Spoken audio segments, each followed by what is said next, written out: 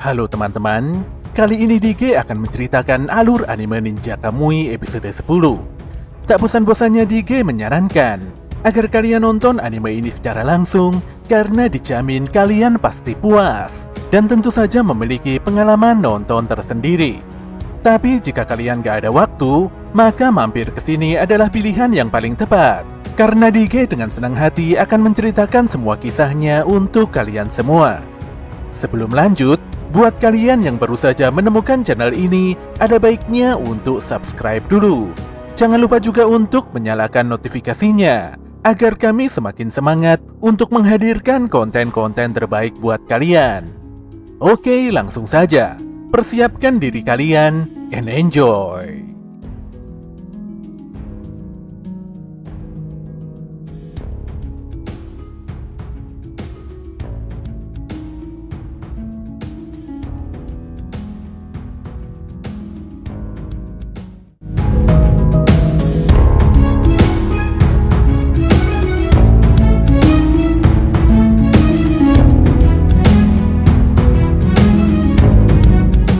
Scene memperlihatkan sosok Zai kecil yang dipenjara dan disiksa oleh kelompok sindikat kriminal berbahaya.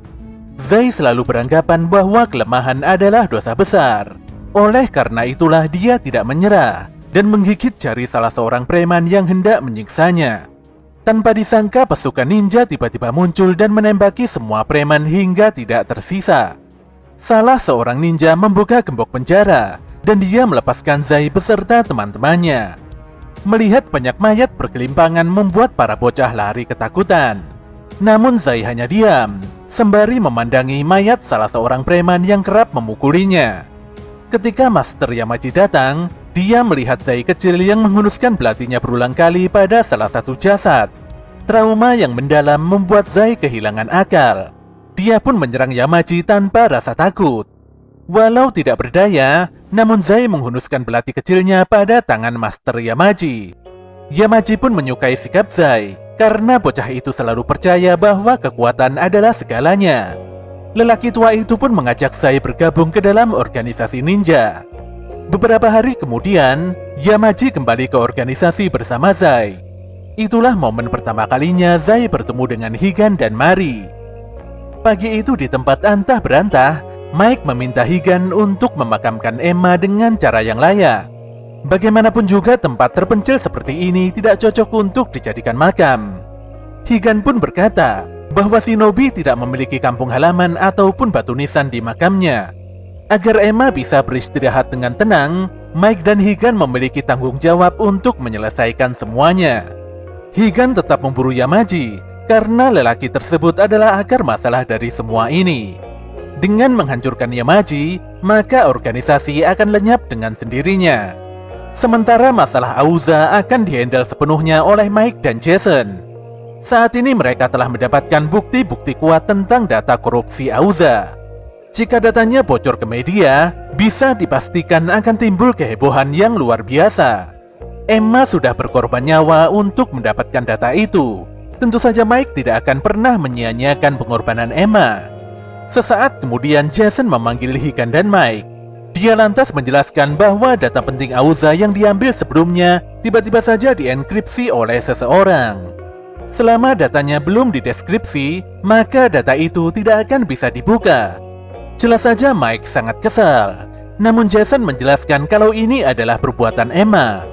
Nampaknya Emma benar-benar ingin melindungi data tersebut, setidaknya hingga dia menyerahkan sepenuhnya pada Jason. Walau Jason juga kesal, namun dia akan berusaha menyelesaikan teka-teki ini dengan segenap kemampuannya. Saat itu muncul sebuah berita tentang serangan teroris yang terjadi di fasilitas pembangkit listrik Auza. Teroris tersebut adalah sekelompok ekstremis ekologi yang mendorong isu perlindungan lingkungan. Ternyata terduga teroris itu adalah Mike, Emma, Higan, dan Jason. Jelas saja mereka semua kaget melihat berita ini. Scene pun berpindah di kantor pusat Auza, di mana sekali lagi Joseph berkomunikasi dengan Pak Menteri ISDM. Joseph mengatakan bahwa perusahaannya hanyalah korban dari serangan teroris. Tentu saja ledakan yang terjadi kemarin bukanlah kecelakaan. Joseph lantas menunjukkan foto-foto teroris sesuai dengan pemberitaan di media. Joseph menjamin kalau fasilitas pembangkitnya sangat aman dan sempurna. Semua member komite yang dikhawatirkan Pak Menteri sudah memahami dan tidak mempermasalahkan hal ini. Namun Pak Menteri kurang yakin, apalagi Joseph belum melakukan konferensi pers secara resmi. Disinilah si Joseph ngotot bahwa semua masalah telah dibereskan. Intinya, dia hanya ingin mengajak Pak Menteri bekerja sama dalam membangun pembangkit listrik. Sayangnya Pak Menteri tidak mau gegabah dalam mengambil keputusan. Apalagi semua ucapan Joseph masih belum ada bukti konkretnya.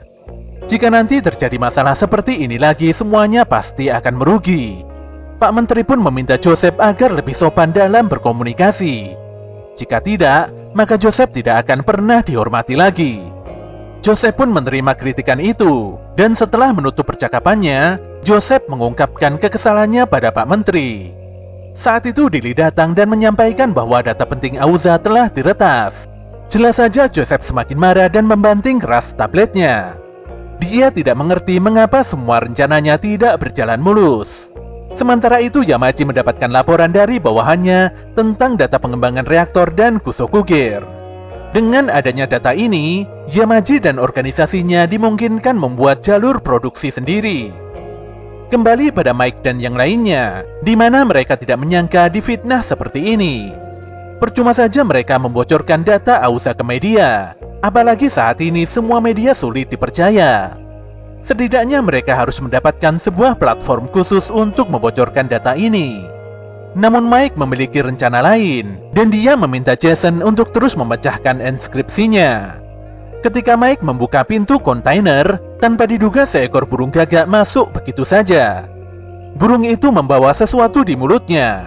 Di sini Higan sadar bahwa itu adalah tantangan duel dari Zai.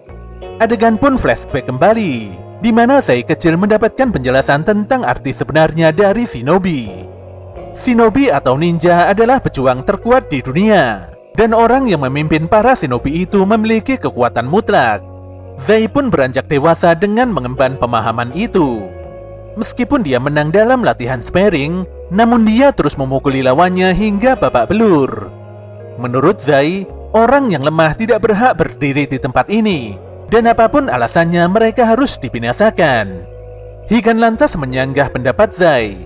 Semua orang di sini adalah ninja yang berjuang bersama untuk membela tanah air. Tidak ada seorang pun shinobi yang bisa bertarung sendirian. Mari lantas menengahi perselisihan Zai dan Higan. Dia pun membiarkan Zai dan Higan berduel demi membuktikan keyakinannya masing-masing. Pertarungan pun berlangsung cukup lama dari pagi hingga sore. Mari menyatakan bahwa pertarungan ini seri karena kekuatan keduanya memang seimbang. Malam itu juga Zai berlatih pedang di ladang bambu. Nampaknya dia sangat kesal tidak bisa mengalahkan Higan. Pemuda ini pun terus berlatih demi mengasah kemampuan ninjanya.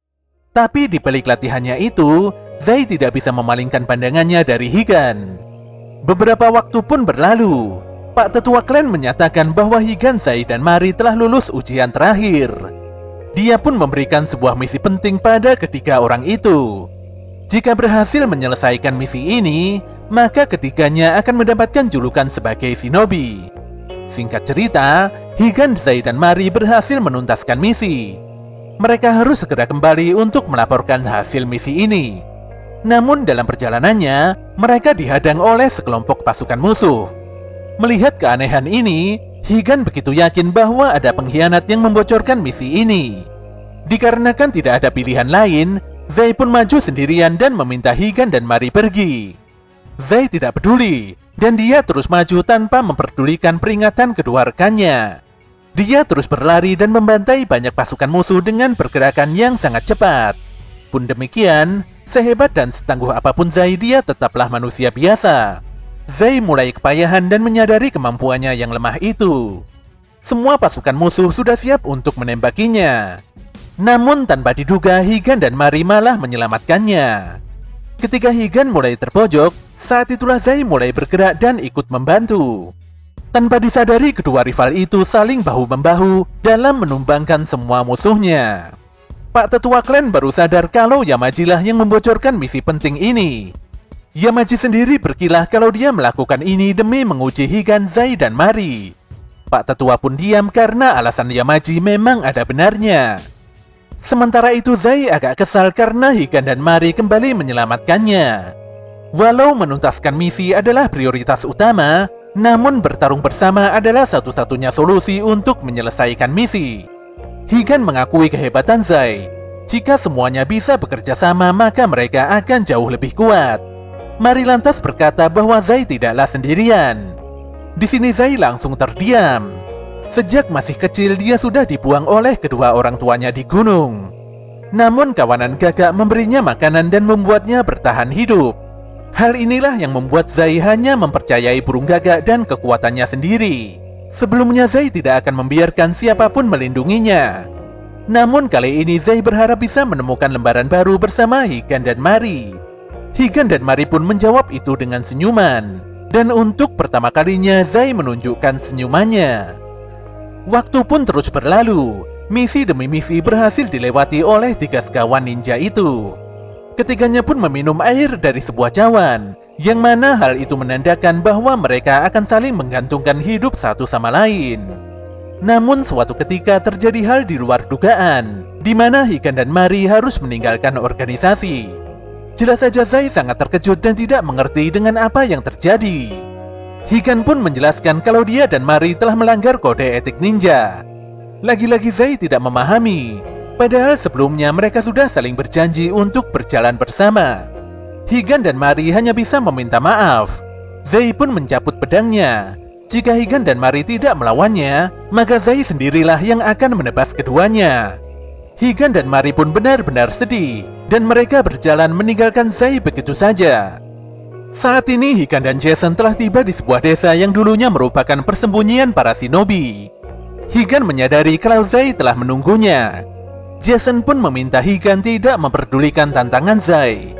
Namun Higan tidak bisa mengabaikan itu, apalagi Zai adalah bagian dari masa lalunya. Higan pun mengenakan kusuku gearnya, dan tidak berselang lama Zai mendatanginya dengan setelan gear warna gelapnya. Di lokasi lain, Mike menemui Edward dan mengatakan kalau Emma telah tiada. Mike juga menyampaikan bahwa dia mendapatkan data kebusukan Auza berkat bantuan Emma. Di sini Mike sangat kecewa karena Edward malah menjadi pesuruh Auza. Walau FBI telah disusupi, namun Mike sangat yakin bahwa tidak semua agen memiliki tabiat buruk dan menerima uang haram Auza. Mike hanya ingin meminta tolong pada Edward untuk memberikan data Emma pada para agen jujur di FBI itu. Sayangnya si Edward pura-pura tidak tahu dengan apa yang dimaksud Mike. Edward juga menganggap Mike sudah gila, dan dia tidak memiliki kewajiban untuk menuruti permintaan Mike. Di sini Mike menegaskan bahwa dia tidak datang untuk melapor pada atasannya. Dia datang untuk berbicara dengan rekan lamanya, sahabat yang dulu berjuang bersama dalam menumpas kejahatan. Mike berusaha mengingatkan Edward bahwa tugas utama mereka adalah melindungi orang-orang jujur dari para penjahat. Setidaknya itu adalah kata-kata bijak yang diucapkan Edward pada Mike ketika dulu mereka bertemu untuk pertama kalinya. Sayangnya Mike tidak mengingat kenangan itu, dan tentu saja hal ini benar-benar membuat Mike sangat terpukul. Sedetik kemudian Edward menelpon kantor FBI. Dia lantas meminta bala bantuan FBI untuk menangkap Mike. Tentu saja Mike langsung mengumpat dan pergi meninggalkan Edward dengan penuh kekecewaan. Pertarungan antara Higan dan Zai tidak terelakkan. Keduanya saling menyerang dengan begitu brutal. Walau pertarungan ini sangat keras, namun kekuatan mereka jelas-jelas nampak seimbang. Kedua pedang mereka pun berbenturan parah, hingga akhirnya terpental dan lepas dari tangan masing-masing. Higan dan Zai pun bertarung dengan tangan kosong. Ngerinya, pukulan kuat mereka berdua membuat kusuku gear terlepas begitu saja. Keduanya memiliki alasan bertarung masing-masing. Higan tidak akan mati sebelum urusannya selesai. Sementara Zai harus menuntaskan urusan masa lalunya dengan Higan saat ini juga.